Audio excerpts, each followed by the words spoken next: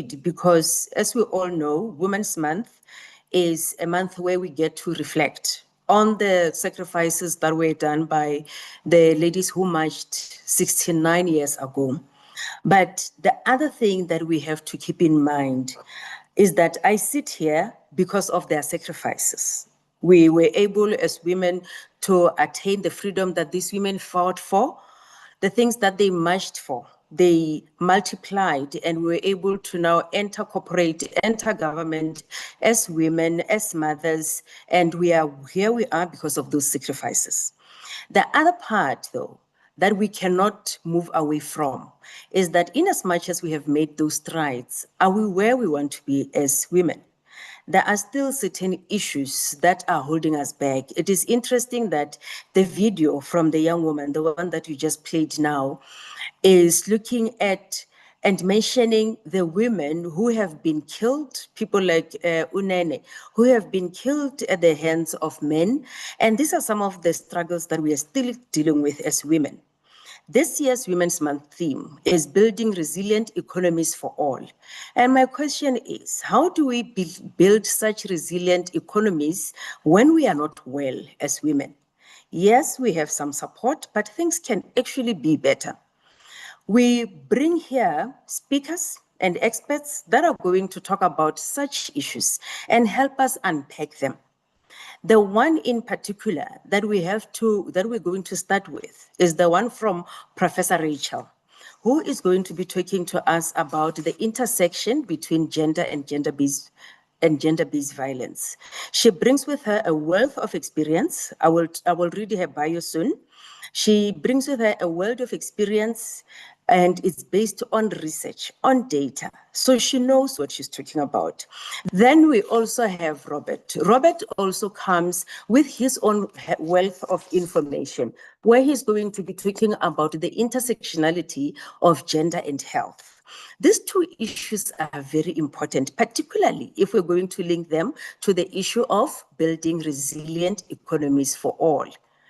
For me to be resilient as an individual, we know that it is going to pour out into the community where I exist, into my workplace, and I will be able to support other people because I am healthy and I'm able to contribute positively to a society that is saying we need you to have an economy that is resilient.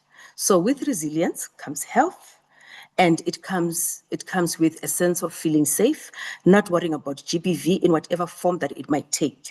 So without wasting any more time, let me introduce you to our first speaker.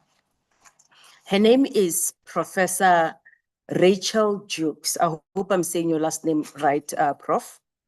She is the executive scientist at the South African Medical Research Council and an honorary professor at the University of Witwatersrand School of Public Health.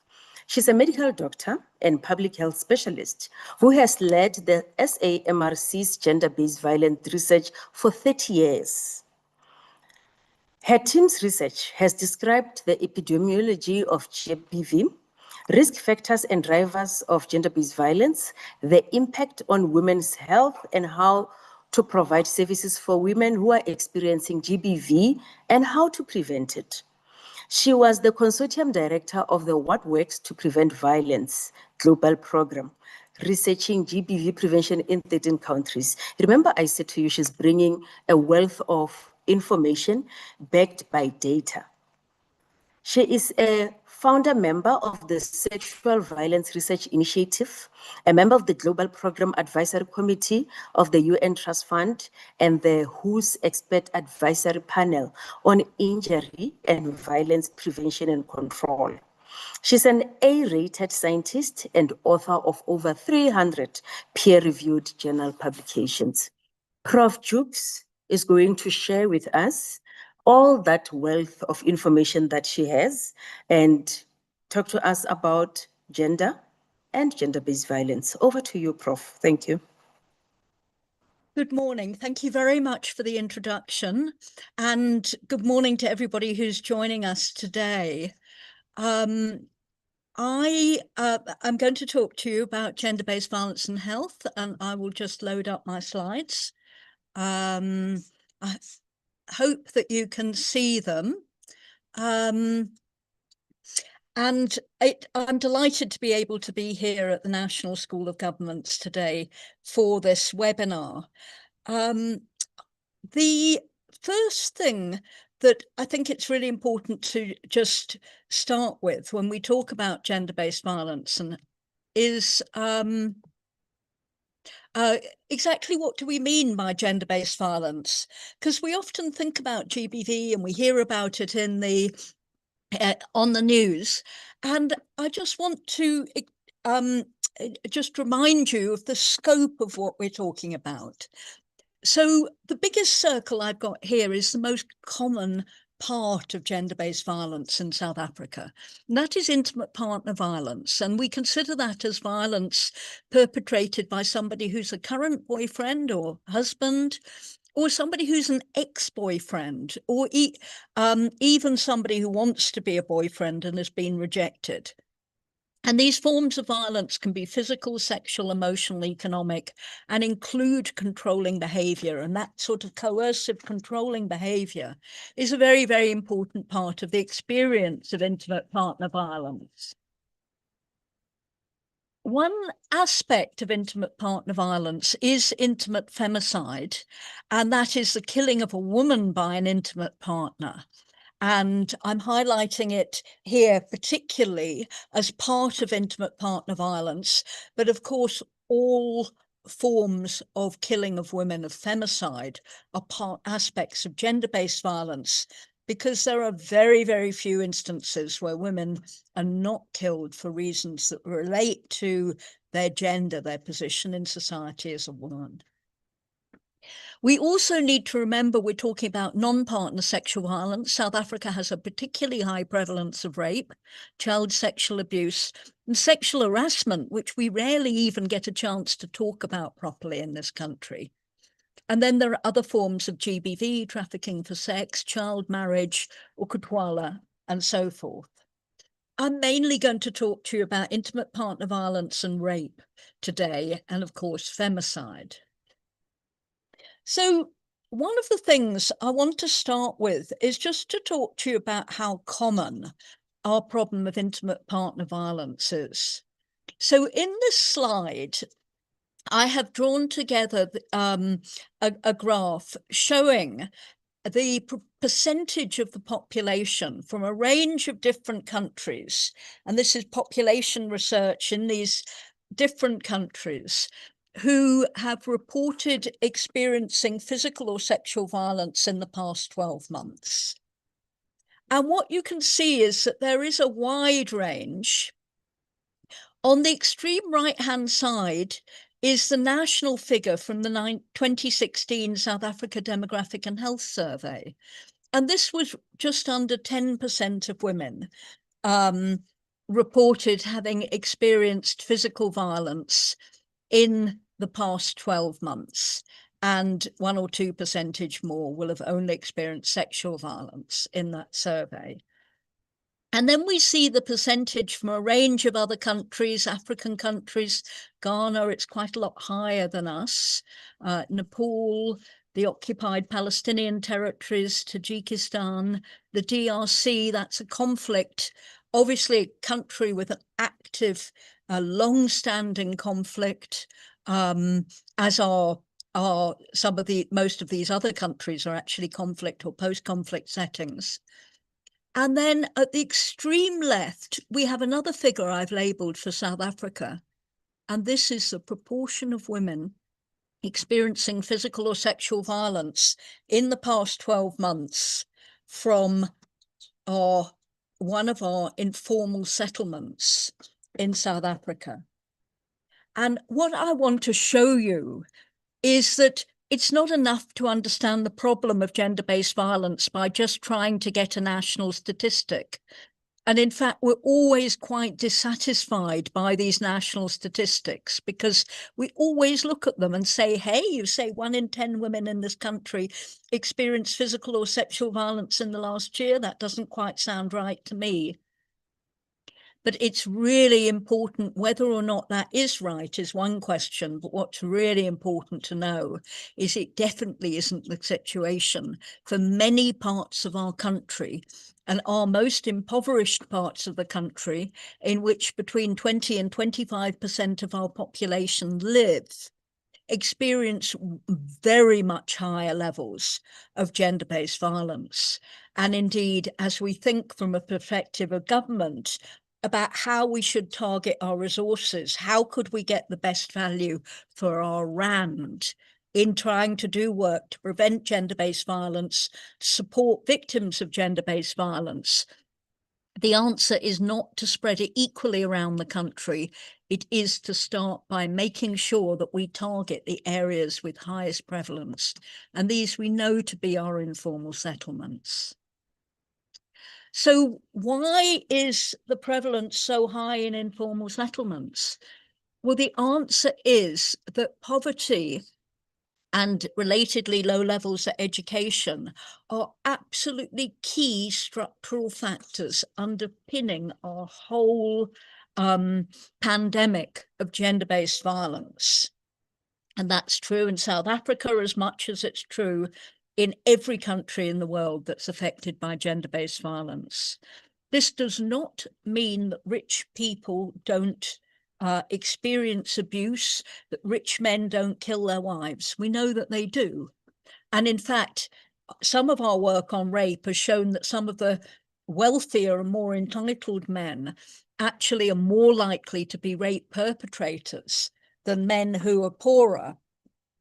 But at the same time, we know that when taken overall, adjusting for all other factors, that poverty is a very, very important driver of gender-based violence, because women who are poor have really few options in terms of employment, in terms of their access to resources, apart from our incredibly valuable child support grants. And men who are poor suffer enduring psychological impact from that poverty, a sense that they're unable to occupy what they see as an ideal and expected role of a man in our society, man as provider, man as an important figure within our households. And that impact on their mental health and their sense of well-being, combined with the fact that they work incredibly hard in order to be able to try and bring money in. Many of them suffer and work in circumstances that are really quite dangerous, and so have very poor mental health due to that, and very often resort to substance abuse as a way, particularly heavy drinking, as a way of relaxing, all of which fuels risks for gender-based violence. And so it is really important that we understand this. Of course, the key structural factors also include gender inequality and patriarchal privilege and the disempowerment of women.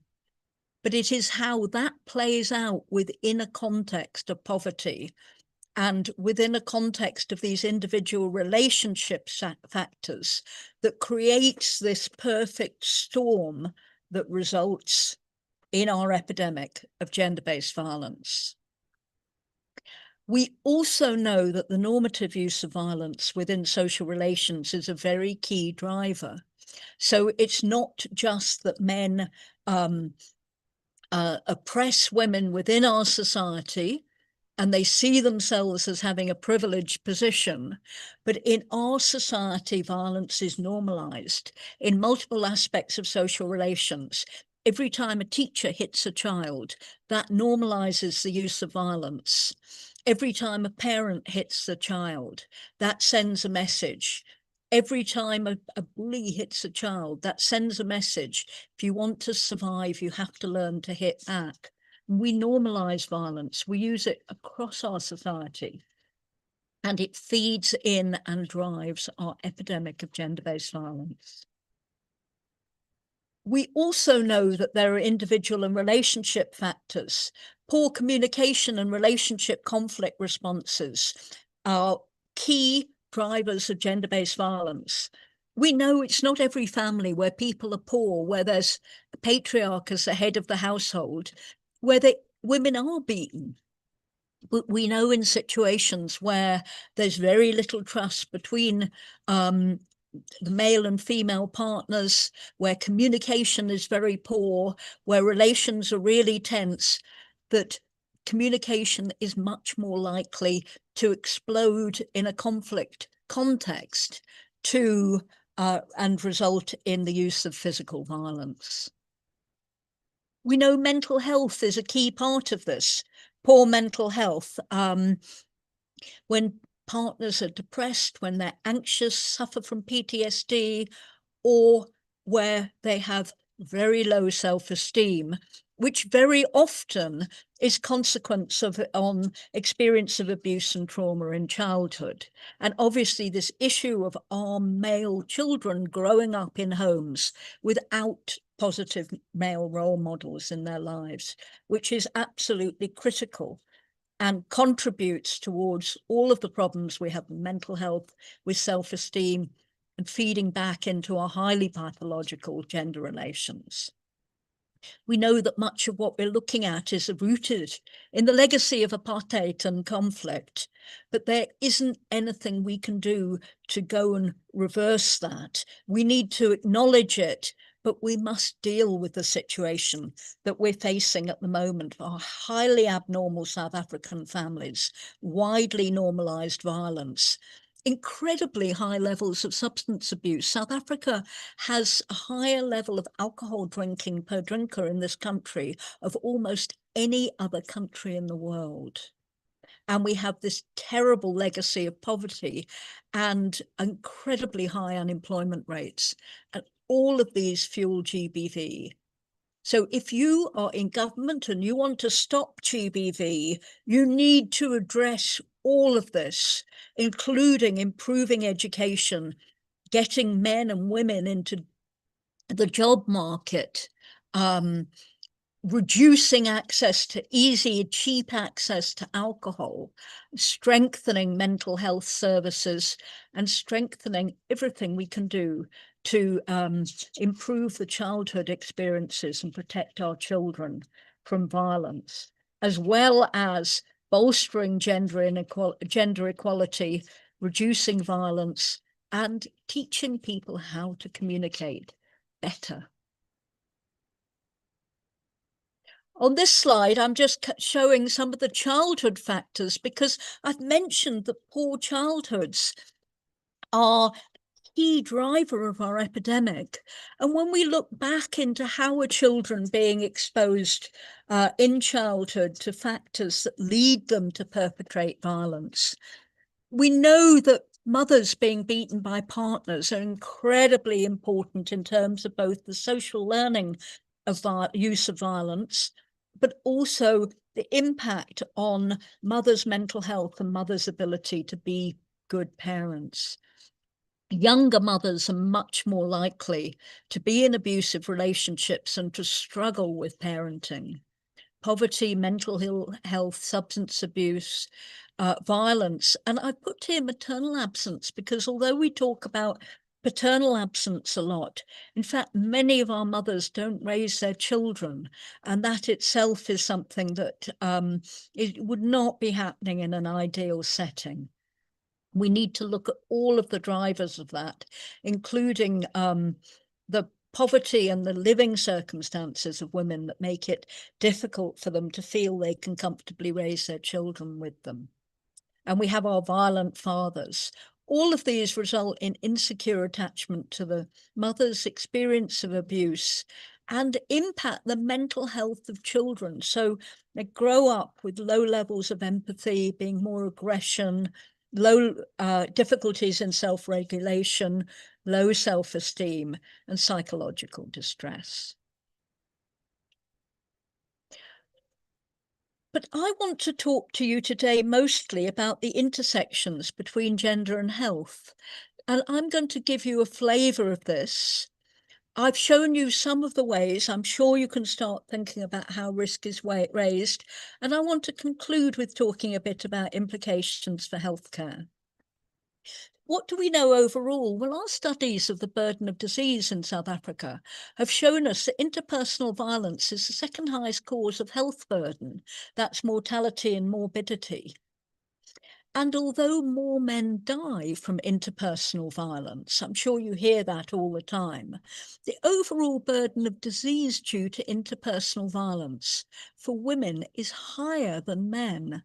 It's a lot higher than men. It's nearly it's about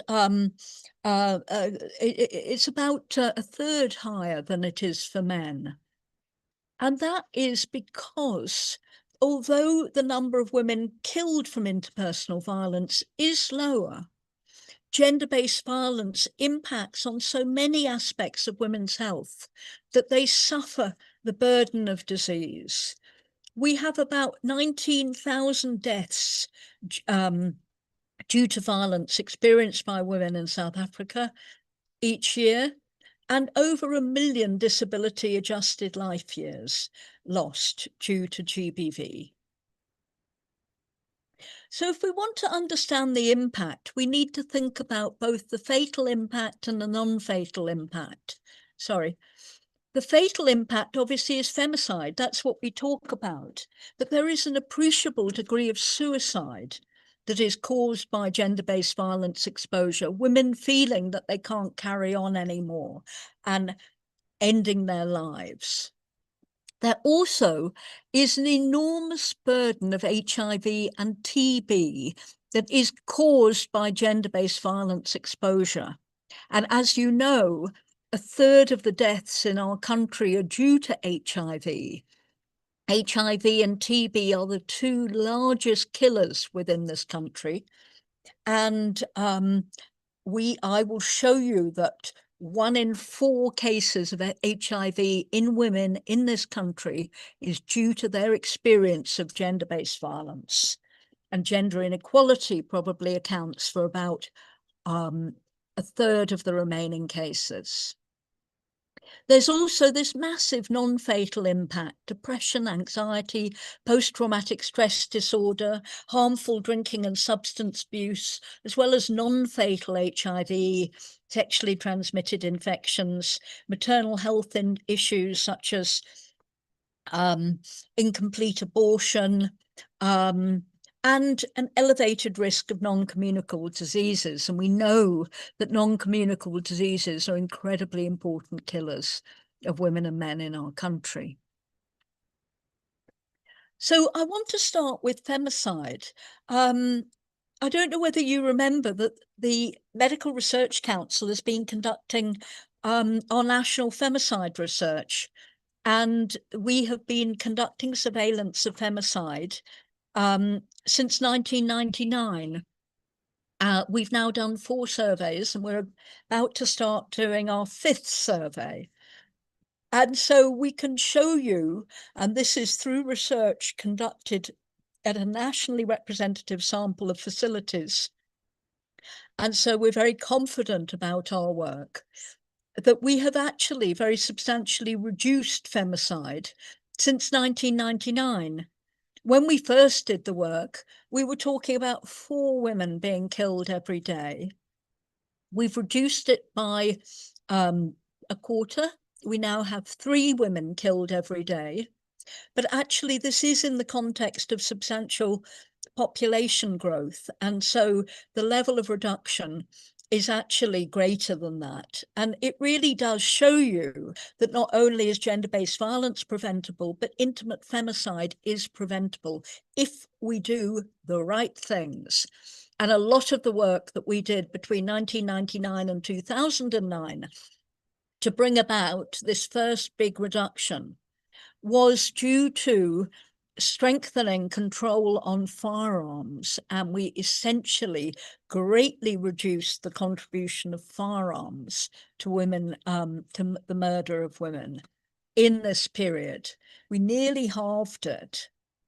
And I'm very, very sorry to say that we've actually lost that benefit. And in fact, in this study in 2021, the proportion of women killed by firearms was nearly 40%. And it was much higher than it had been in 1999, which was at a time we still all recognized that gun violence was out of control in the country. When we look at femicide overall, you can see this very sharp drop from 24 per 100,000 women killed in 1999 to 10. It's a very big drop in intimate partner femicide from 11 to 4. But we didn't see quite such a good pattern with this is non-intimate, so this is not a husband or boyfriend, and with femicide by intimate partners. And although we saw a sustained decline to 2017, in fact, when we looked at it in 2021, the numbers had increased, and it was a significant increase between these two time points. And we're very concerned to be able to have a look at what happens in our next time point when we get to collect the data. I've just shown you here what the global figure for femicide was in 2021. It was 1.1 deaths per 100,000 population. We've seen our level in South Africa is 5 times higher than that.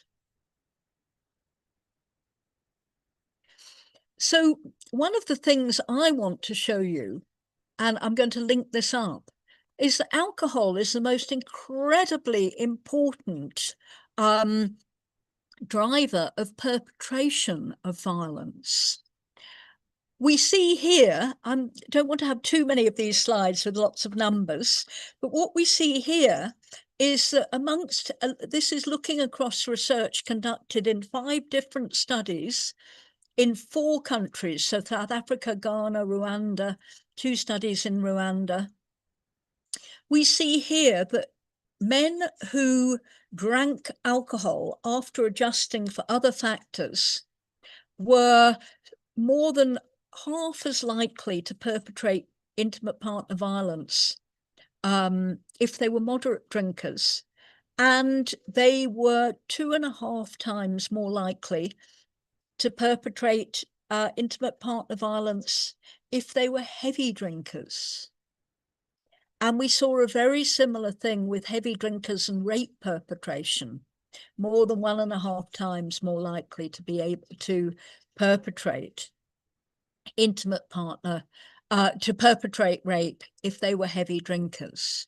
So, sorry, I think I've missed one of my slides. Anyway, we'll carry on. So one of the things I wanted to tell you, because the slide's missing or isn't visible, is that the reason for this increase here was related to COVID.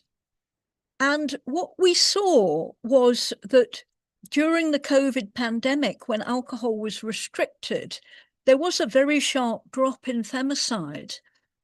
But when we saw the rebound of really heavy drinking, when lockdown restrictions were released, we saw an increase, and that overall was driven by compensatory alcohol consumption. So what about other, do we know about other health consequences of GBV? Well, HIV and TB, as I said, they're the #1 cause of mortality and morbidity in the country. And we have about 7.8 million people living with HIV and 5.9 on ART. And a great number of the cases of HIV are driven by gender inequality and gender-based violence. So how does this work? I want to show you this in this figure. So if you look on the left-hand side, you can see we've got gender and relationship power inequality. We've got experience of rape, abuse in childhood, intimate partner violence. And this nexus of gender-based violence has links up with HIV through both direct and indirect pathways. So the one direct pathway is obviously you can get HIV from rape, and we know that. And we have developed our post-rape care to provide post-exposure prophylaxis to try and stop people getting HIV when they're raped. We also, though, have indirect pathways, and I'll show you more about this in a minute, because rape can lead to a context in which there is emotional dysregulation as women try and deal with the distress of the rape. And in that context, they may have more risky sex that itself can drive HIV infection. We also know that the experience of gender-based violence causes psychological distress, and the psychological distress can also be played out through emotional dysregulation in terms of more risky sex. And so this is another indirect pathway. And it can also result in women giving up, if you like, becoming more acquiescent, giving in to more frequent sex to avoid being beaten, stopping demanding condom use because they know it will end badly for them. And that then increases their exposure to HIV. And of course, part of this is based on an assumption that men who are violent and having sex with these women are actually more risky. And I want to just show you something about that. So this is our theoretical framework. And sorry, I want to show you what we know about it. So in 2010, I published the results of a study that we conducted in the rural Eastern Cape. It was conducted in villages in the vicinity of Umtata, within about 1.5 hours drive from Umtata. And we recruited children who were in the later years of school to a study that was based on trying to prevent HIV and gender-based violence using the intervention stepping stones. And we tested them for HIV, as well as administering a questionnaire, and followed them up over 2 years. And we found that those who did not have HIV at the beginning of the 2 years were 50% more likely to acquire HIV over the period if they had low power within the relationship. And so that it was a much more controlling relationship. And they were 50% more likely to acquire HIV if they experienced more than one episode of physical or sexual intimate partner violence during that time. And these two were these risk elevations took into account each other.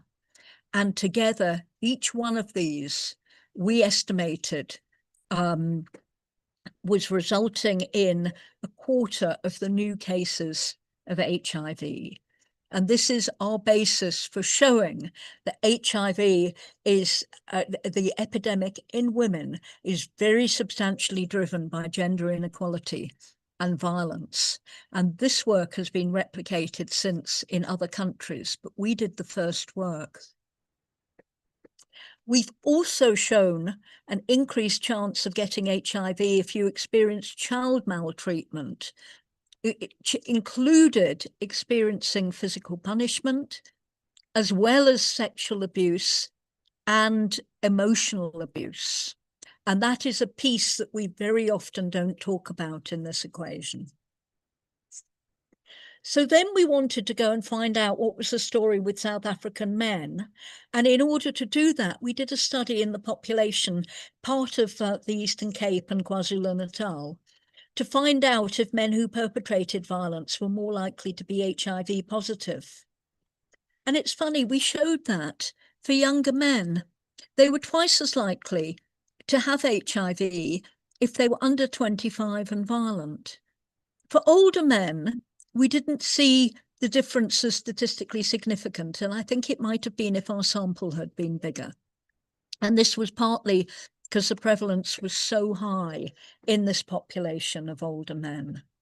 But it was really important to see that where we say we think that men who are violent towards women may be also more risky to them, that this evidence certainly confirms that.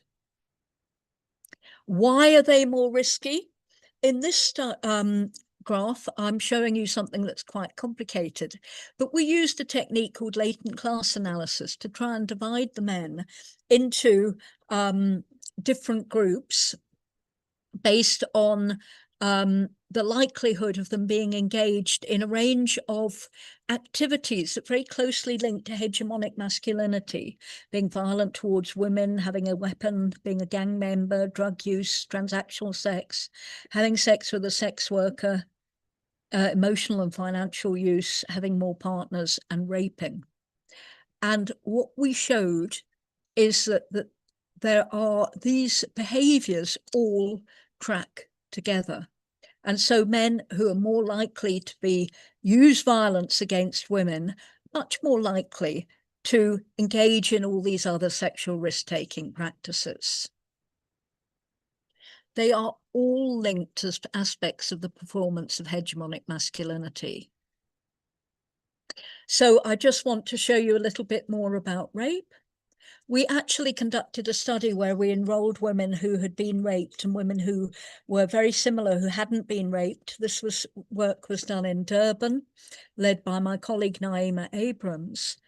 And we showed that it wasn't just that period where a woman's raped, where she can catch HIV from her rapist, that's a problem. We found that if we followed women up for 2 years after the rape, that they were also just over 50% more likely, well, 60% more likely to acquire HIV over that period. And so it is incredibly important that we do not just prevent the HIV infection at the time of rape, but we look at this period of long-term risk elevation and make sure that after the rape, those women who are lucky enough not to have got HIV don't then go on and contract it at a higher rate than other women in the population.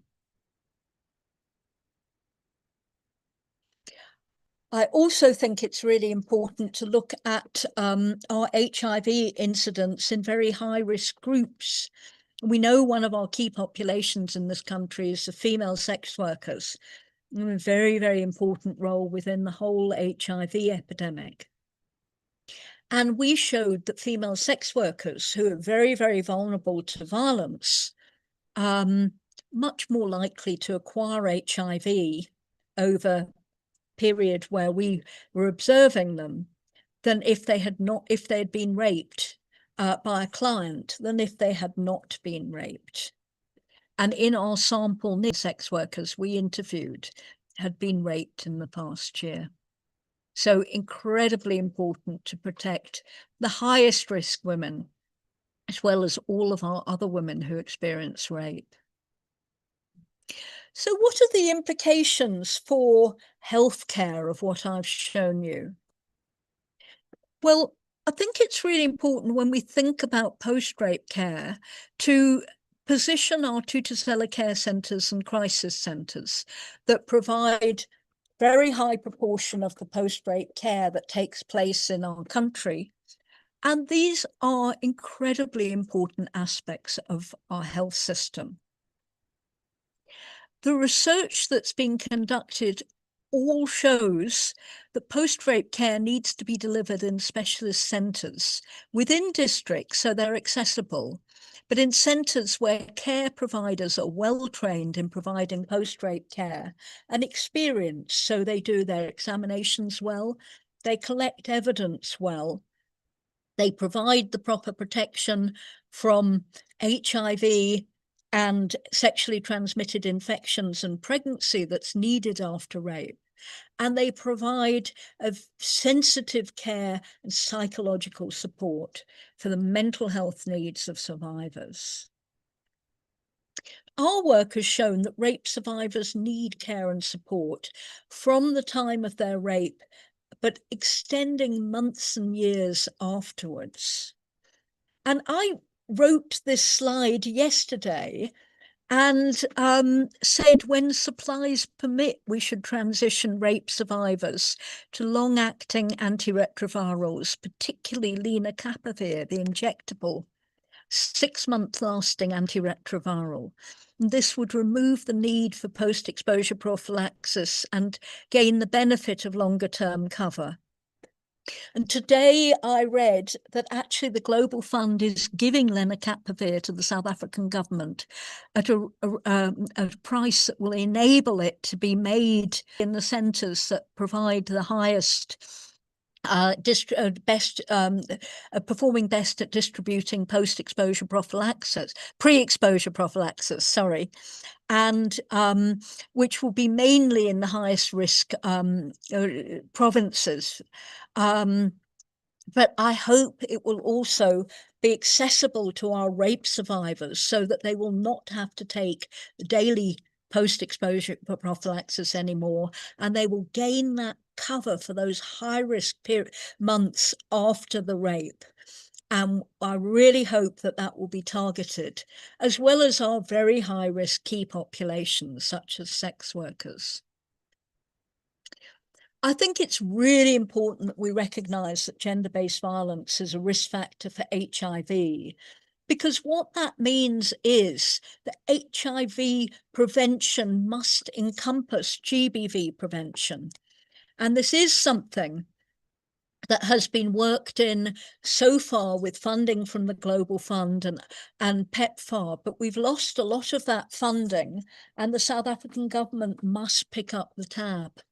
We have to redouble our efforts to prevent HIV and not just treat it. And gender-based violence and the prevention of gender inequality and controlling behaviour within relationships is an essential element of this. On the one hand, we must provide accessible counselling and support for women experiencing GBV in communities. On the other hand, we need to roll out effective technologies for GBV prevention. And the What Works to Prevent Violence Against Women and Girls initiative that I led showed at that stage that we had at least 9 different types of technology that have been shown in multiple settings, in multiple evaluations, to be effective in preventing gender-based violence. So we have the tools. In fact, another piece of that is that 40% of the global literature on what works to prevent violence, GBV, comes from sub-Saharan Africa. We have a greater know-how base in sub-Saharan Africa than in any other global region around gender-based violence prevention. So we really need to harness this to roll out effective programming, but it must be coupled with support for women, because it means nothing to go out there and say, I care about gender-based violence, I don't want a woman ever to get hit, and not provide care for the women who are already experiencing gender-based violence in all of our communities.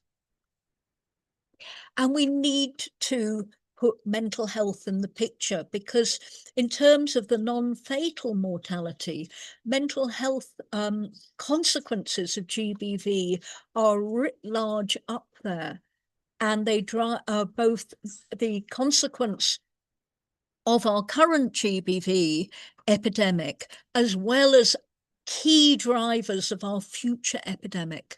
It's so important that we both treat mental health conditions as well as try and prevent the long-term impact. So trauma-focused mental health care is needed to address post-gender-based violence consequences, particularly and remembering that we're experiencing, for most part, a lifelong trauma exposure. So we're trying to provide healthcare that is trying to interrupt this lifelong trauma exposure. And it spans self-harm, fatal in the terms of suicide, non-fatal, PTSD, depression, anxiety, borderline personality disorder, and so forth. We know that treating and preventing mental health problems are important in reducing GBV.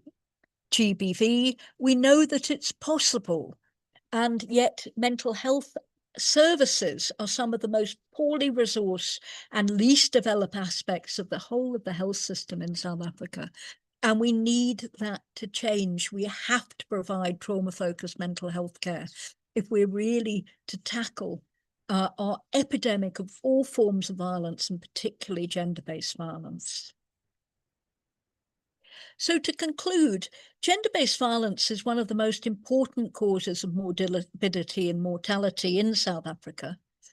And we must acknowledge that there have been gains in some areas, such as reduction in femicide deaths, but there is still an enormous challenge ahead of us.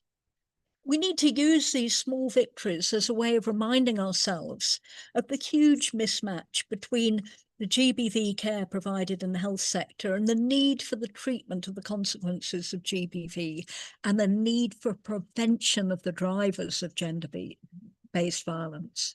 It's only concerted action across all arms of government and civil society that will enable us to effectively deal with this problem. We have to end gender-based violence, and we have to do that by supporting every woman who experiences this in this country in all of her needs. Thank you very much.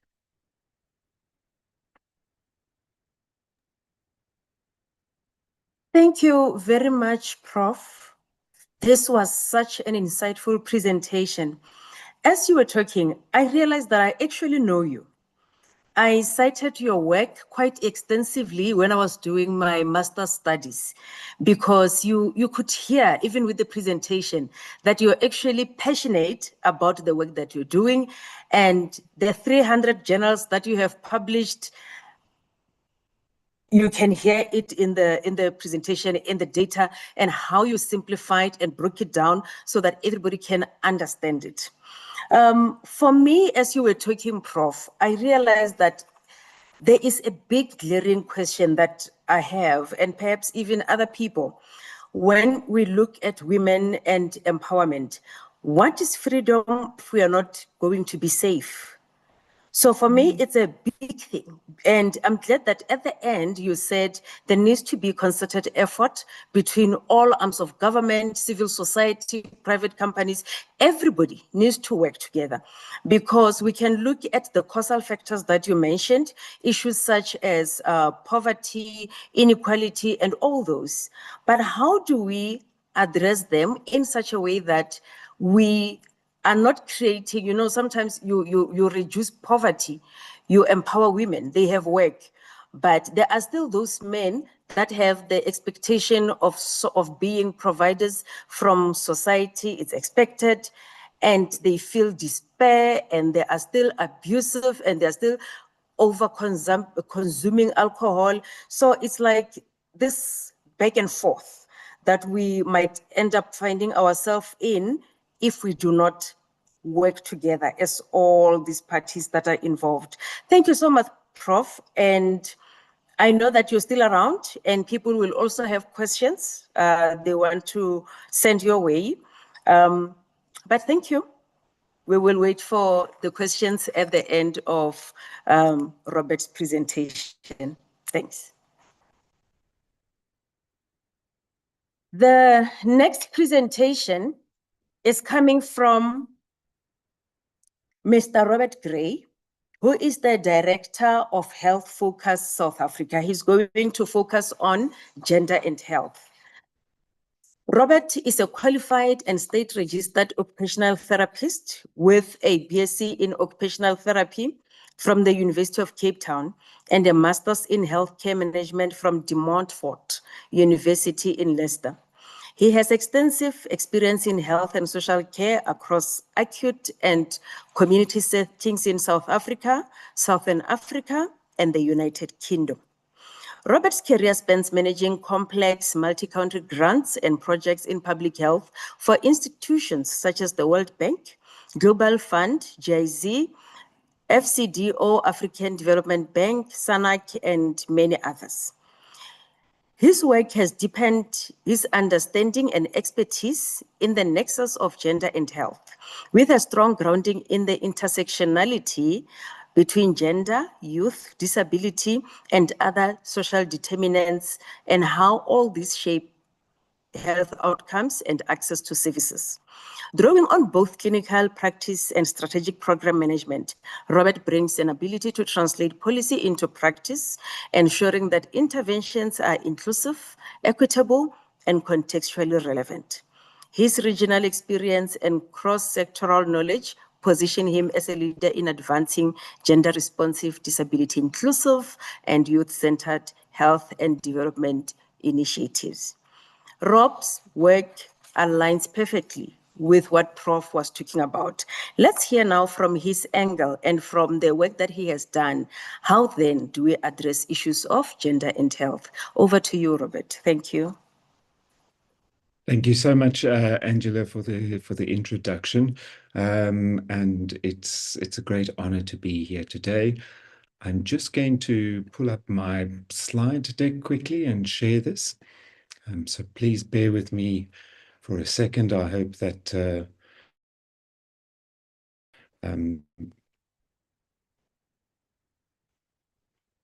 colleagues are able to see that clearly, and I will proceed. So once again, good morning, colleagues. Robert? Yes. Sorry, Robert, you want to swap your displays at the top left? Yes, thank you.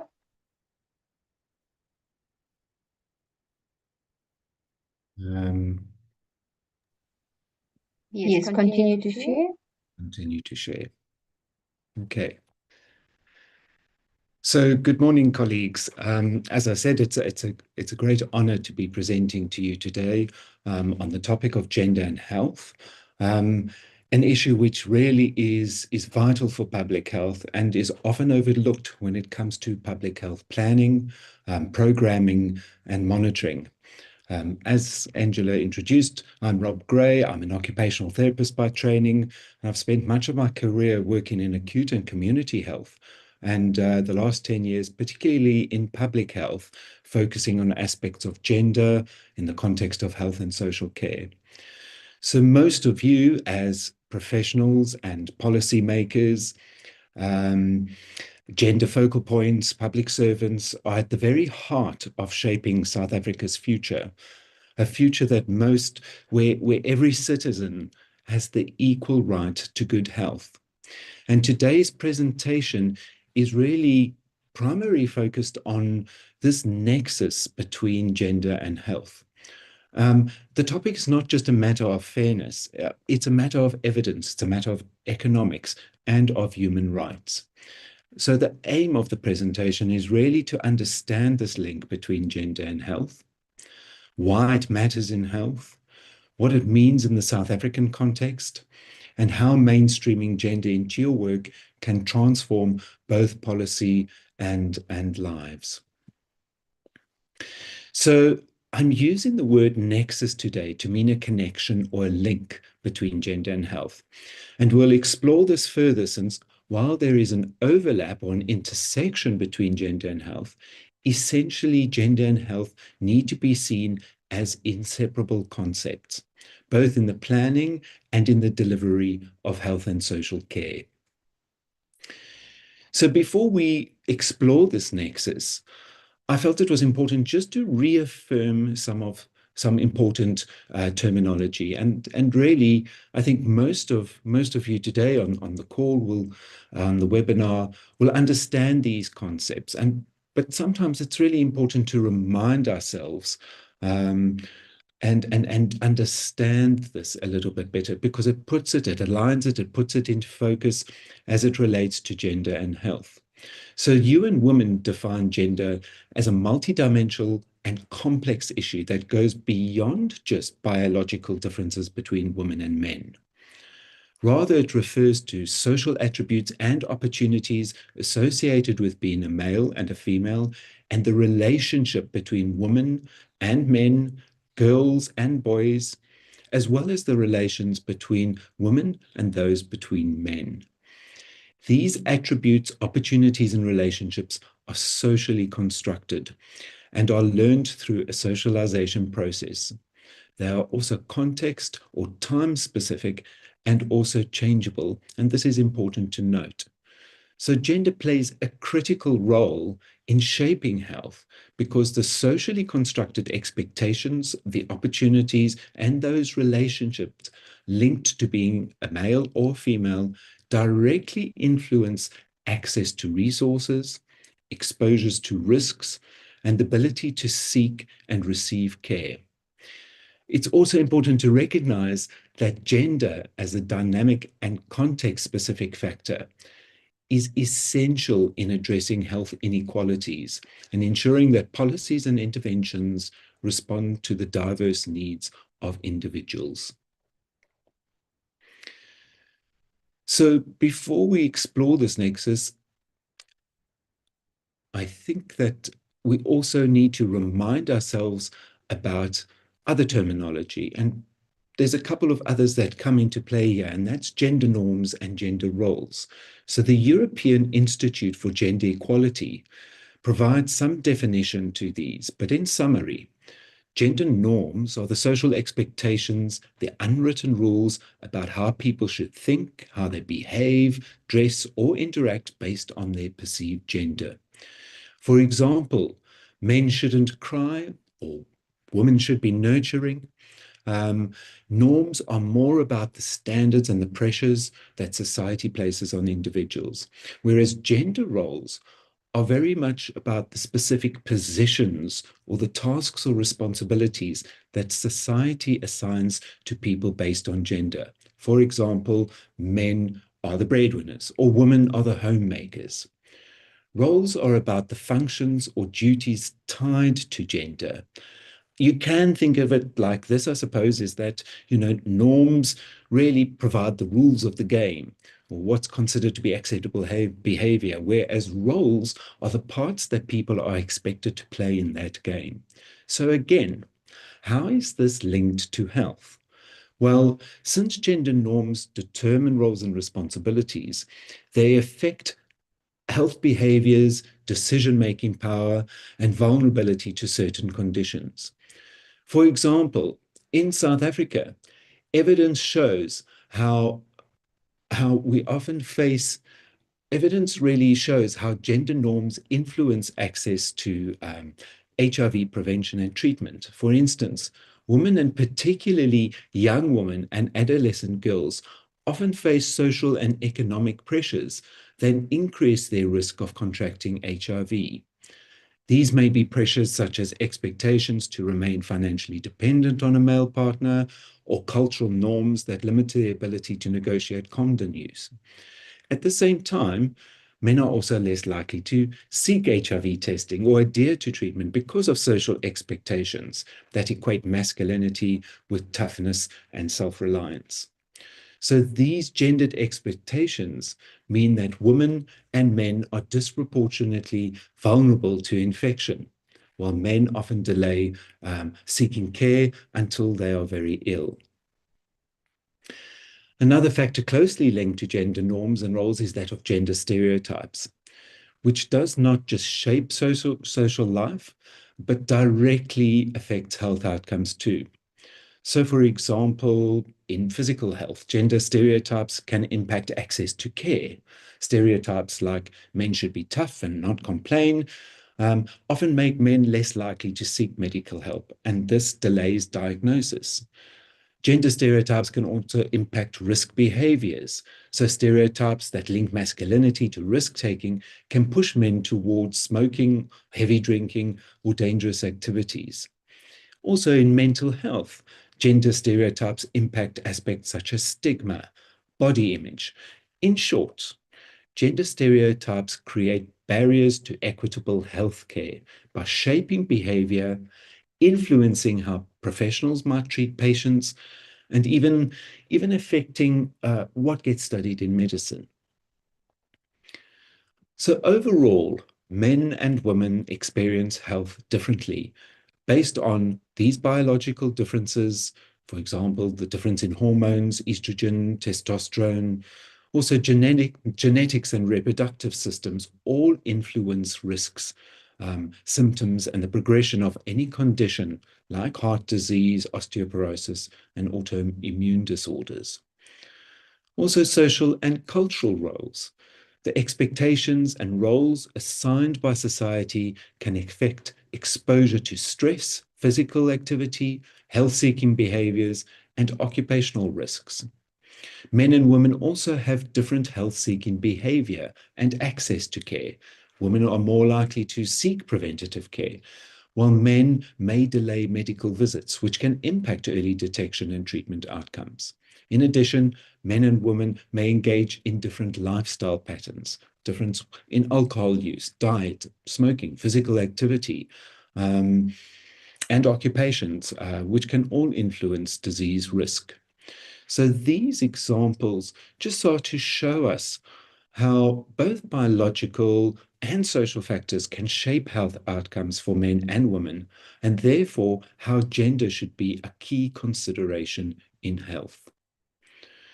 So many of you probably, you probably understand this terminology quite well, but just reconsidering it and understanding it around gender and applying this to the health context, we already start to appreciate the link between gender and health. I think what's really important from today is that at its core, gender and health are inseparable. Health outcomes are shaped not only by biology, but also by social, cultural, and economic conditions in which people live. And these social, cultural, and economic conditions are deeply gendered. So, for example, in, I think, 2021, SANAC reported that women in South Africa carry a disproportionate burden of HIV and AIDS, with young women aged between 15 to 24 being 3 times more likely to be living with HIV than their male counterparts. Whereas men, meanwhile, are less likely to seek healthcare early, leading to later diagnosis or higher mortality from preventable diseases like TB and hypertension. Also, as Professor Jukes alluded to, gender-based violence, which is really at epidemic levels in our country, has direct health consequences due to physical injury, the mental health trauma, increased HIV vulnerability, and of course, maternal mortality risks. So we start to appreciate really this nexus between gender and health, how it shapes health risks, how it shapes access to care, treatment conditions, and ultimately life expectancy. So I'm sure many of you have read the journal articles, you've done the research, or you've experienced this firsthand, how gender and health are related. So why does it really matter? Here are 3 reasons why health professionals, policymakers should care about gender. Firstly, equity and justice. The Constitution of South Africa guarantees equity and dignity. When health systems ignore gender, they fail this constitutional promise.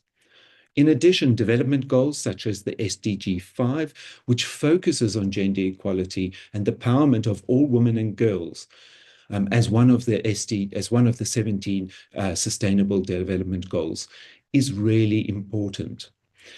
Secondly, one of the key reasons why we as health professionals should really care about gender is around public health effectiveness. A gender-blind health system is going to be an ineffective one. If we ignore the unique risks faced by, for example, adolescent girls or care-seeking patterns of men, we miss opportunities for prevention and early detection. And lastly, also really importantly, is the economic and development impact. Poor health linked to gender disparities reduces productivity, it increases healthcare costs, and hampers the achievement of our national development plans and goals. A 2022 study by UN Women actually found that gender equality costs sub-Saharan Africa trillions in lost GDP annually. There are many other reasons, but I'm highlighting these 3 reasons to help illustrate why this really matters. So once again, considering the terminology that we looked at earlier, key themes emerged around the standards and expectations that society, culture, and communities, and hence gender and health, must always be contextually considered. We therefore, we cannot think about or discuss gender and health in abstraction. We must root it in the realities of our nation.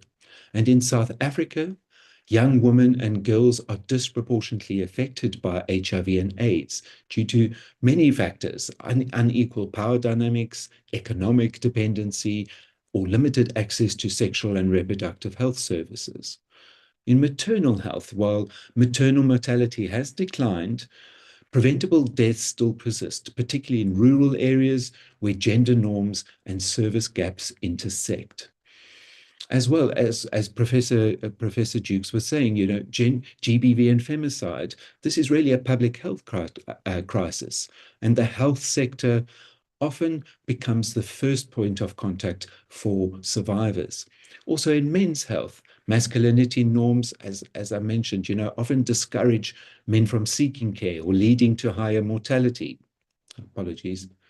And other non-communicable diseases, and therefore later diagnosis. Or for the LGBTQI plus community, stigma and discrimination reduces access to affirming and appropriate care and contributing to poorer mental health and higher disease burdens. Gender and health may even vary between geographical areas and cultures in South Africa. So I suppose in essence, what I'm trying to say is that it's vital that when we're looking or considering gender and health, this needs to be in context of our country, but it sometimes also needs to be context of the province, of the communities, and the people who we're working with. So bearing in mind this context of South African society, of our cultures, our varied communities, what else should you as a health professional or a decision maker or a policy maker consider? So here are some important factors. It's not an exhaustive list, but I felt that these were really important. And the first one was intersectionality, which describes how different forms of society and systems of inequality like gender, race, class, sexuality, disability, age, migration, a variety of issues really intersect to shape people's experiences. So instead of looking at gender in isolation, intersectionality really shows how overlapping identities can create unique barriers or advantages. So why is this really important for gender and health?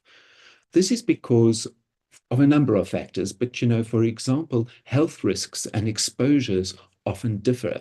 So for example, a wealthy woman in a low income or a low income woman may share the same gendered health risks. They might share similar reproductive health challenges, for example, but poverty adds extra barriers to this due to poor nutrition or challenges in access to healthcare. In addition, access to healthcare differs. So for example, transgender people often face stigma. There's a lack of trained providers and structural exclusions in the health system. And health outcomes can also reflect social inequality. So for example, stereotypes about masculinity may discourage men from seeking mental health support, resulting in poorer health outcomes. I think in short, intersectionality helps us see the full picture of gender and health by showing us that gender never acts alone, and it often intersects with other aspects such as race, class, sexuality, disability, and so on. And this contribution has an impact on shaping health risks access, and outcomes to public health. Another really important consideration is disaggregated data. So when we're thinking about gender and considering gender in health, it's important to consider disaggregated data, because this helps us understand not only the biological differences, but also the impact that gender can have on health.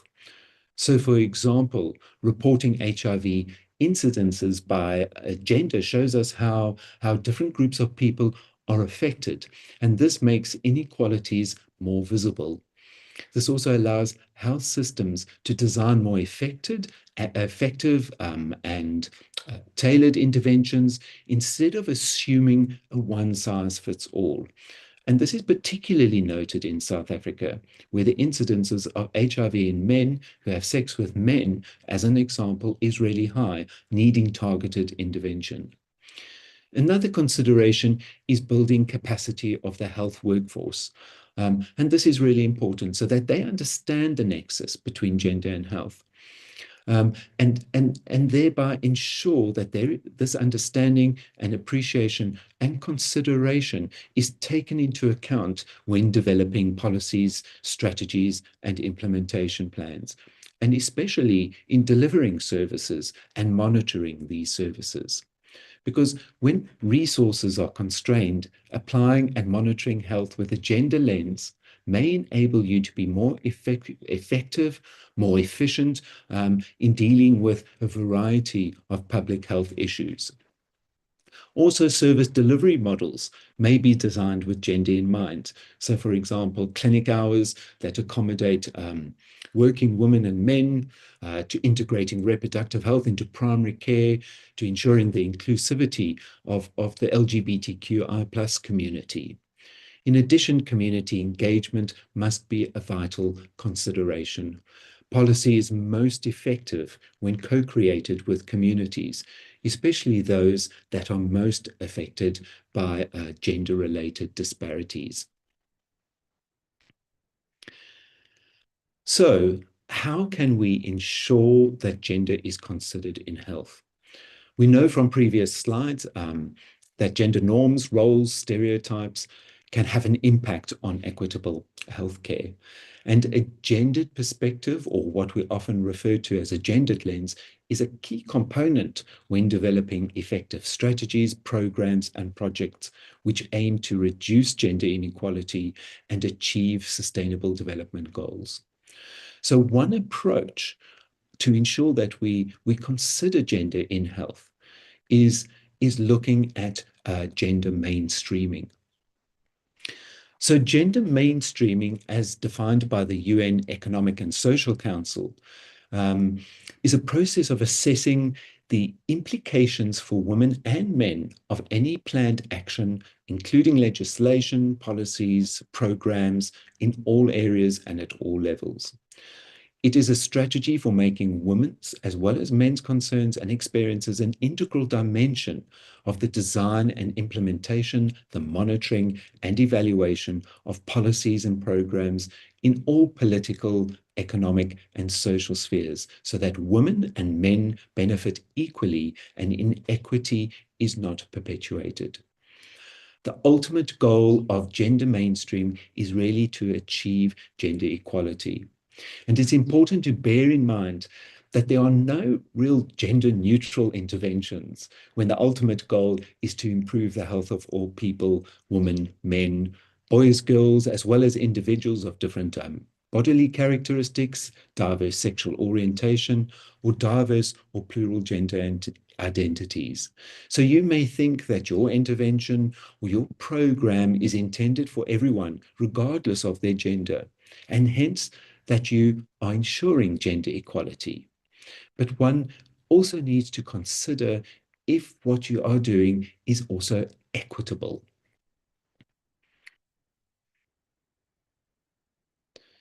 So what is gender mainstreaming in its essence? Gender mainstreaming is a strategy or gender mainstreaming in a strategy or a strategic plan or a program or a project or whatever is the process of including gender in all aspects of development and the implementation of that strategy or those strategic plans or programs.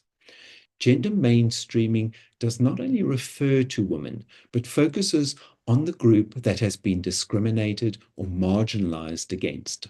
This can be LGBTQI plus individuals. It can also be men, or when their perceived gender roles lead to discrimination.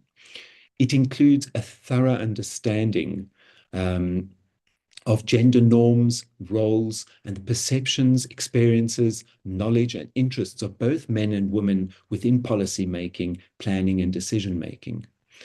Socially constructed roles, activities, attributes, and behaviors, personality traits, relationships, power, and influence that a society conceptually attributes to men and women need to be considered at all stages of the strategic action planning cycle. One example that highlights this is gender-based violence, which Professor Jukes has spoken about, where we mostly talk about women's experiences, as they are the ones who are most affected. But when it comes to perhaps implementing a program to address GBV, consideration must also be given to the gender norms and roles of men. For example, programs that potentially focus on masculinity, or which ensure that both men and women are targeted in GBV preventative approaches. The key question for gender mainstreaming here is to assess whether the planned public health intervention is likely to promote gender equality or not. I've decided to also just quickly have a look and remind ourselves about some of these concepts of gender equality and gender equity. They can sometimes become confusing. So UNICEF states that gender equality is the concept that men and women, girls and boys have equal conditions, treatment, and opportunity for realizing their full potential. It does not only refer to women, but it refers to all discriminated groups. And it requires a thorough understanding of gender norms and roles. And this is really around the inclusion of the perceptions, the experiences, the knowledge and interests of women as well as men within policy making, within planning, within decision making. So equality does not mean that women and men will become the same, but that women and men's rights, their responsibilities, and the opportunities will not depend on whether they are born male or female. Gender equality really implies that the interests, the needs, the priorities of both men and women and girls and boys are taken into consideration, recognizing that there is this diversity of the different groups and that all human beings are free to develop their personal abilities and make choices without the limitations set by stereotypes or prejudices about gender roles. So in essence, gender equality is really, it's a matter of human rights, and is considered a precondition really, and indicator of sustainable people-centered development and in health. So just again, what is that difference between gender equality and gender equity? So the UN Foundation states that gender equity is achieving equal rights, achieving equal responsibilities, and also opportunities for all genders within every aspect of life. While gender equity is about being fair and just in meeting individual needs of all genders. In other words, equality means each individual or group of people is given the same resources or opportunities, whereas equity recognizes that each person has different circumstances and allocates the exact resources and opportunities needed to reach an equal outcome. I've added this slide because it sometimes helps illustrate the point and provides us with another way of looking at it. So in the picture on the left, all three people are given the same box to stand on. So this is equality. However, not all three of those people have access to or the outcome of seeing the soccer match. Whereas in the picture on the right, all three people are given different boxes, but this is not within the intention of discriminating against, but really are for achieving equal outcomes and access to seeing the soccer match. So bringing this back to health and gender, in public health, gender equality and gender equity are really complementary but distinct principles that both of which must really guide policy and practice. Gender equality, well, means ensuring women, men, and gender diverse people have the same rights, opportunities, and access to health and resources. Whereas gender equity, on the other hand, recognizes that historical and structural disadvantages often prevent equal outcomes and therefore requires targeted measures, such as providing additional support to women and girls in accessing reproductive health services, or designing outreach programs, I suppose, that address men's reluctance to seek care. Interpreted together, however, gender equality sets the goal of fairness in health, while gender equity provides the strategies to correct imbalances so that all individuals can achieve optimal health outcomes. So going back to gender mainstreaming is not really, it's not a nice to have or a checkbox exercise. It's really essential, and it's about systematically integrating gender perspectives into every stage of policy, programming, and service delivery.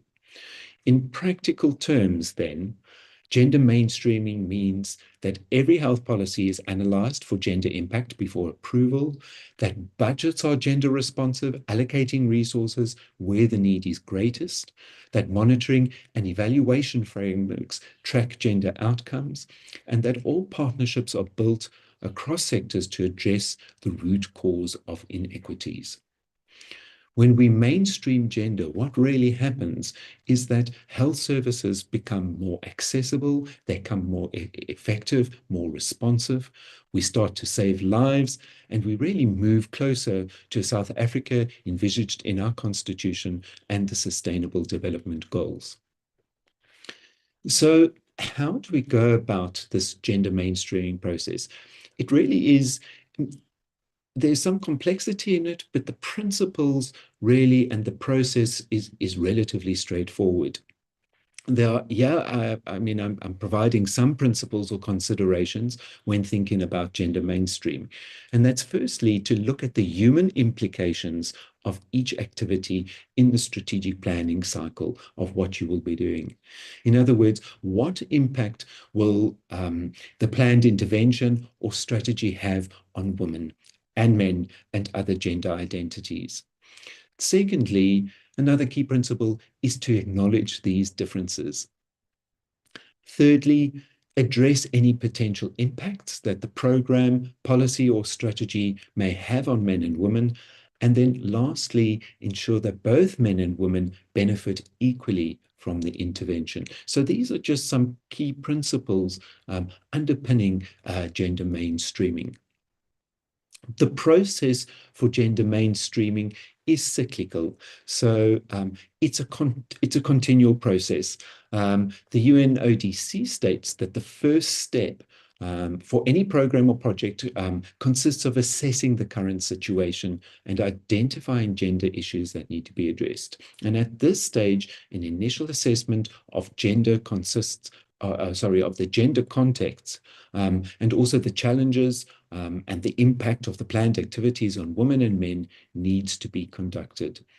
A gender stakeholder consultation may also be required at this stage. So this assessment and analysis really starts setting the scene for understanding the context around gender.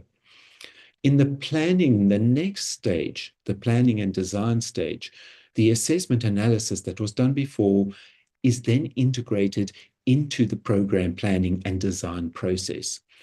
This means that you're taking into consideration the potential implications of the program on men and women, to develop gender-sensitive objectives, outcomes, and outputs. The African Development Bank specifically states that this means that that gender constraints and issues to be addressed by the intervention need to be clearly articulated in the objectives of the program and the project. And secondly, that the program intervention areas should explicitly spell out the activities to address gender issues that have been identified. And lastly, that realistic gender equality targets and indicators are developed. And this is really, really important in the planning and designing stage. You may have a concept of a program that you want to put into place to target a particular issue. It's so important to do that analysis and assessment and understand that. And also, as I mentioned earlier, understanding that in the context of the community, the environment, the cultures in which you're working on. And sometimes having this gender stakeholder consultation really can help with that. You may identify that there are actually other factors within that community that need to be addressed from a gender point of view. And that is going to then be built into, your program and design stage. And following the program and design stage, you then implement. And this is then monitored in line with the gender data, the targets, and the indicators that you developed in the design stage. Outcomes and outputs are continually monitored and evaluated in terms of gender, and adjustments to the strategy or program are made based on lessons learned to refine and adapt the program to ensure gender equality. So it then goes on, it becomes a cycle again. So as you monitor, as you evaluate, as you learn more about the impact of the program, it's making those adjustments, it's making those changes based on the lesson learned, and the process starts again. But overall, gender mainstreaming is a pivotal process for linking gender to health. So in summary, gender shapes health. Health outcomes are influenced not only, as we said, by biology, but also by social, cultural, and economic conditions. Men and women and persons with varied gender identities experience health differently. And therefore, it's an important aspect to consider in health because it ensures equity and justice, it ensures improved health outcomes, and also improved economic and development impact. Overall, the integration of gender into health policy programs and budgets through gender mainstreaming ensures equality, it improves effectiveness, and it saves lives. So colleagues, thank you very much. The work ahead, as I know, is not easy, but it really is necessary. If we fail to really address that intersection of gender and health, we will just perpetuate cycles of inequality, of illness, of injustice. But if we succeed in this, we can create a South Africa, where health is not just a privilege, but a reality for all. So the task is quite clear. See gender, address gender, and transform health. Thank you so much for listening. Thank you very much, Robert. This has been such an insightful presentation. And I'm glad that you also touched on issues of gender mainstreaming because you gave a crash course in the work that the National School of Government is pushing forward, especially the unit where Petunia and Mati are based. The work that they do is go out to different government departments and talk to, or educate rather, on gender mainstreaming, because we recognize that it's something that needs to be done, not only looking or limiting it to health, but also in every other aspect of our work. When we design policies, when we allocate properties, that is a consideration that we must have, which is why our school, the NSG, goes all out to ensure that this is done. And with the angle that you have brought in, we realize that mainstreaming is not simply limited to what we see here and now, because sometimes with health, we assume that it's as long as you're providing painkillers for women and men and children, you're okay when it comes to managing pain. But if you see gender in all of that, you're able to realize that perhaps the painkiller that this woman needs is not necessarily the same that the man is going to need. And that is the kind of understanding that I took from this to say, when you see gender, and when you're providing access for everyone, you're providing a chance for people to be attended to based on their needs and their requirements. And at the same time, not withholding the service and prioritizing certain people over others. Am I correct, Robert? Absolutely. Absolutely. I mean, okay. So I still make a good student. Another issue that is similar between your presentation and that of Prof. Jukes is that both of you recognize that the solutions that we use when we are talking about gender and addressing the challenges that face men and women cannot be a one-size-fits-all. It cannot be a blanket solution. When she started her presentation, Prof spoke about being specific about where the cluster of incidents is, or where the majority of the incidents are. And if you're looking at issues and you see that the cluster is in informal settlements, then you focus there. You do not necessarily say GBV and other injustices is 1 out of 10. Against women in South Africa. But you look at where the cluster is and you address it like that. And even in your case, you kept on emphasizing that there is an intersectionality. You have to look at different things, the age, the race, the geography, all of those combined will be the ones that help you design the right interventions for the right population group. Now, my question to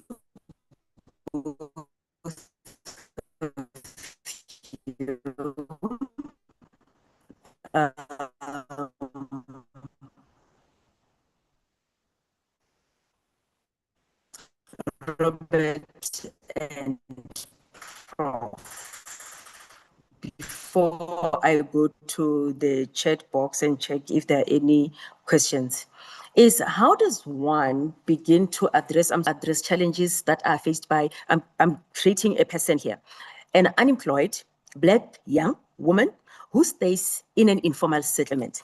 Now think of all the issues that we've been talking about from Prof's presentation all the way to yours. How do you begin to address the challenges that they face? Looking at these multiple issues, that intersectionality that you mentioned, Robert, how do we start assisting? So, I don't know if you want to. Yes, I'm happy to start. First, since you're still on the stage, Robert, and then Prof can also come in. Thank you, Angela. I'm having a bit of bad connection, so I hope that you can hear me clearly from my side. I think that one of the key things is around intersectoral collaboration. I don't feel. Yes, you can go ahead, Robert. I think one of the important considerations is around intersectoral collaboration. I don't think that as a health service or as an education, Department of Education, or any single aspect can just deal with the challenges faced by this particular woman in this particular context and situation. It requires a multi-sectoral response. It requires there to be collaboration, people working together between government, civil society, the private sector. There needs to be a multi-pronged approach. And we cannot just see that we need to deal with just the health-related issues.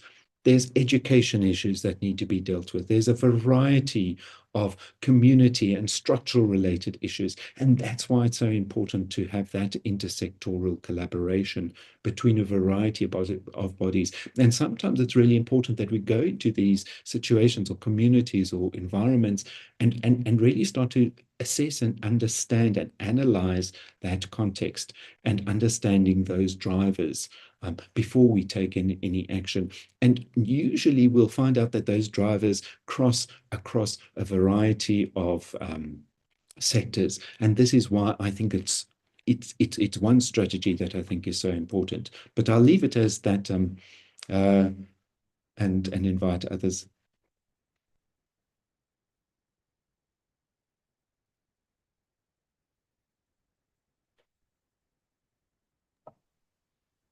Thank you, Rob. I think, Prof. Rachel, if you don't mind, please also take a bite on this one.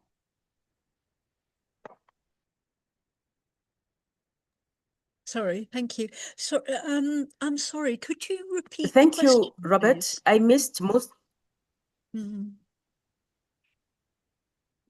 We're having a bit of delay with the webinar, I think. Prof. Jukes, can you hear me okay? Yes, I can hear you. But I just wondered if you, the question is about how you would address gender and health issues in informal settlements through an intersectional approach. Is that what you're asking?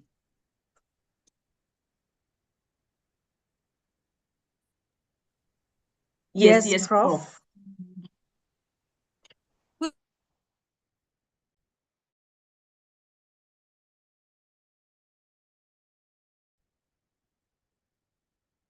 Who are experiencing violence, and that obviously means providing counselling. We know we have social work services that can provide counselling for a reason that is not very clear at the moment. A lot of women don't access social workers when they need counselling and support, and I'm not sure whether that's because the services are not positioned where they're most accessible to women. But what we do know is that the form of support we're most often access is the police. And then there's a sort of gap in referral. And I think there's also a lot of confusion where women need protection orders about the relationship between the police and issues around opening cases and protection orders. And there's a sense that there's often an either or between them, which there isn't. It's a both and situation. But this is very often confused on the ground. And so one thing we need to do through government is to try and get our systems to work together better, to make sure they're positioned in the right place and they can provide the services and the intervention that are needed. But we also need to strengthen the environment in informal settlements. Obviously, one part of that is by building homes so that people are not actually living in such harsh conditions. But it is very important that we, whilst we're doing it, that we make sure that there is access to policing within the areas, that there are services and forms of protection for women, and there's law enforcement around access to alcohol, because we do know that alcohol has this enormous role in gender-based violence. And yet the majority of distribution in most of our communities is actually illegal distribution. It's not legal distribution. So, for example, you've got a small shop that has a supposedly is legally selling alcohol that has a turnover of R1 million a month. And anyone can look at that and say, no, that isn't what they're selling in that area. And it's clear that what's happening is that their license to sell is being abused by illegal outlets that are using, are basically buying on from them and then distributing through illegal mechanisms. And we know that there's a huge enforcement role that could make a major contribution to reducing alcohol accessibility within many of our areas. So I think there are a range of different things that need to be done, but it's very important that each piece of our government and civil society puzzle looks at what the contribution is that they can make towards this. And I'd be interested in hearing what participants have got to say and think about this.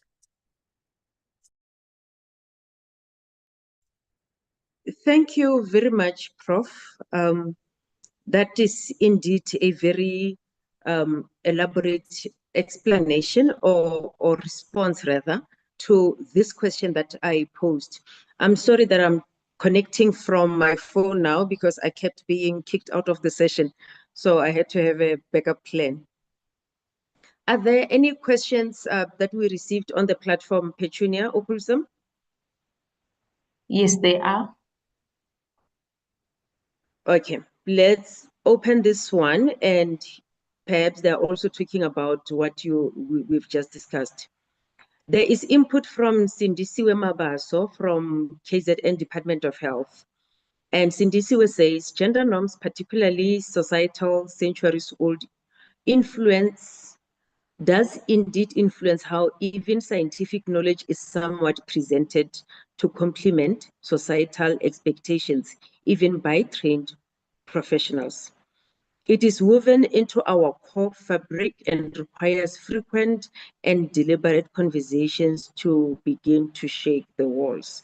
So it goes back to, I think it's more of a comment than a question, where Sindisiwe is saying these societal influences, the norms that we were talking about, influence how society expects things to be done, and how in the end all this is woven into our core as a society. You've been saying it, both of you, Prof and Robert. So we agree with this comment. Absolutely. Is there another one, Petunia?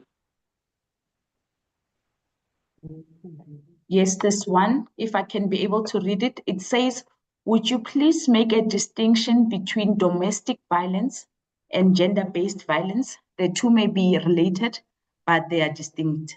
This is from Bongani. The difference between domestic violence and gender-based violence.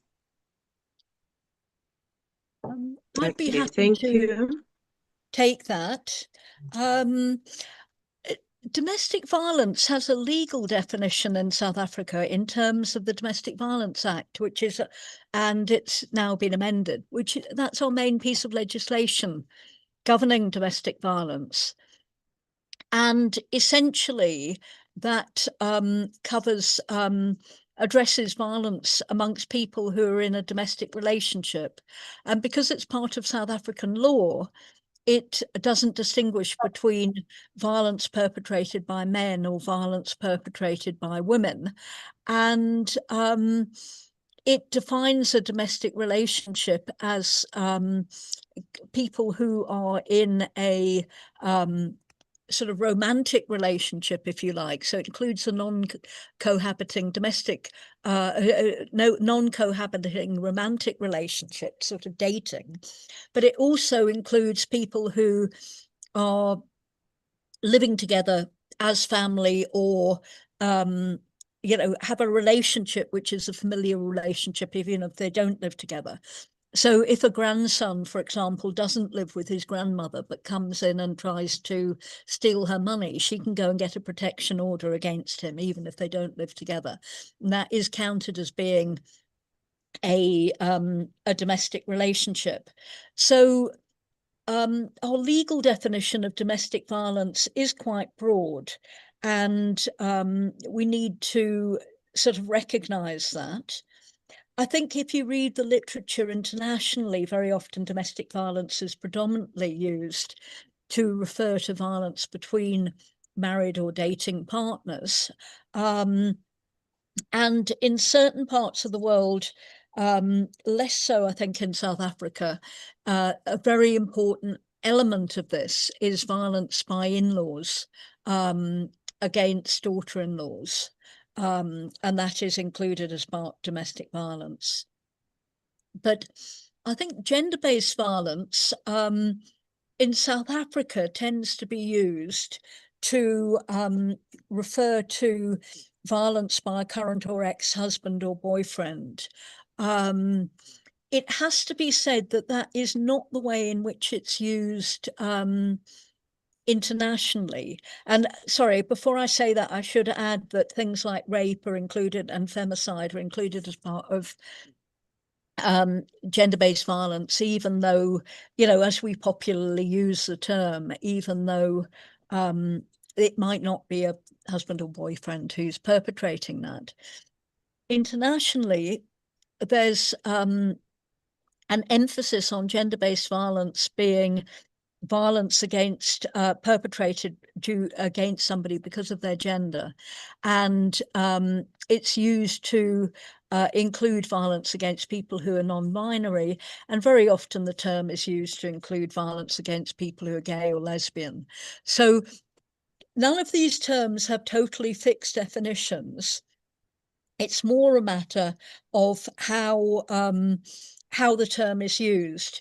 And in the area where I work, we normally fall back on the term violence against women when we want to be very specific that we're talking about violence that's experienced by women, and very often talk about intimate partner violence when we're talking about violence perpetrated by a current or ex-husband or boyfriend.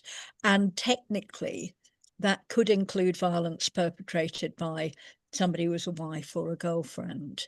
And one of the areas we don't look at very often in South Africa is female perpetrated violence, but there clearly is a story around female perpetrated violence. We know we have about 250 murders of women a year perpetrated by that are perpetrated by women, normally family members or friends. And so this isn't just a situation where it's only men who ever use violence. And I think we need to come to terms with that, because part of our task in terms of violence prevention does involve addressing that as well. Thank you very much, Prof. You know, you took the words out of my mouth. I wanted to ask you as the next question to say, if we're going to be looking at gender and health, gender and GBV, we also need to talk about violence that is perpetrated by women.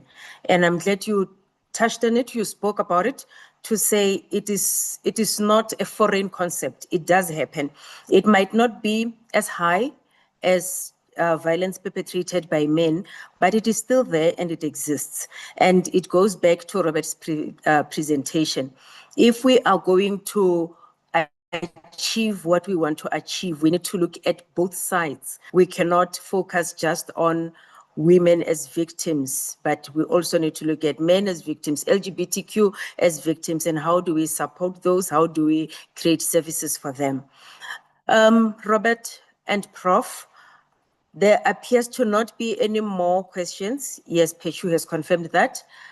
I don't know if we should give to Petunia and perhaps Ntebogang or Mati to say the last words before I ask Prof and Robert to also give their parting shots.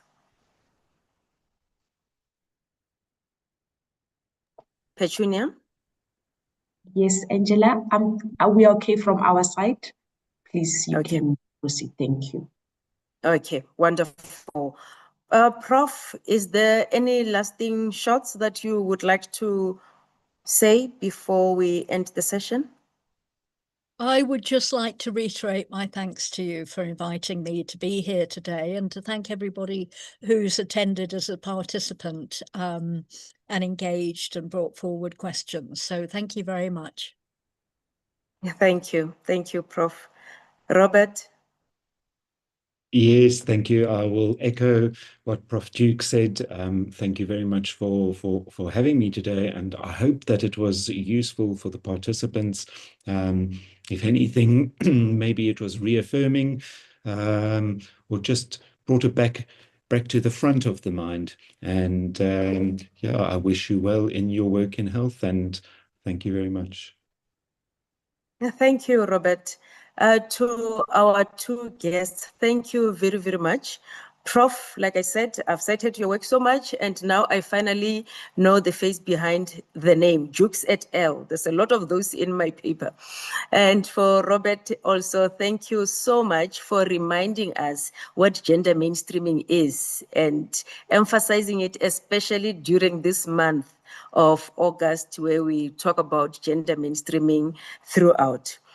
To the organizers, Petunias Unit, thank you very much for identifying these speakers. They brought with them a wealth of information, and we thank you. I'm speaking on behalf of all the participants and thanking the participants as well for taking the time to attend and listen to the presentations.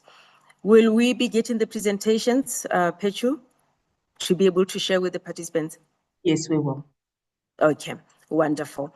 Thank you once again and have a lovely day further. Thank you to the technical team as well. Thank you. Thank you. Bye-bye.